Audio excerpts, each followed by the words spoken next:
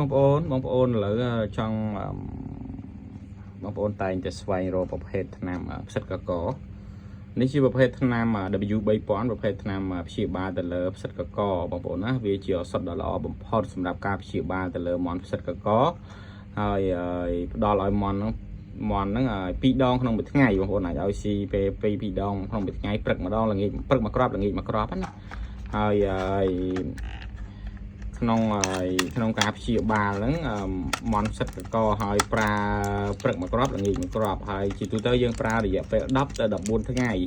បងប្អូនណាហើយដើម្បីឲ្យយើងការពារការកើតឡើងវិញណាត្រូវ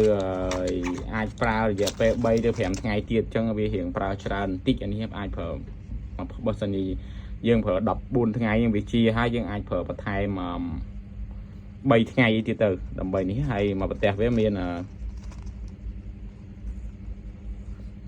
រហូតដល់15គ្រាប់នេះច្រើនមែនទែនមកប្រទេសមានរហូតដល់15គ្រាប់ប្រភេទថ្នាំផ្សិតកកតម្លៃវា 14000 រៀលក្នុងប្រទេស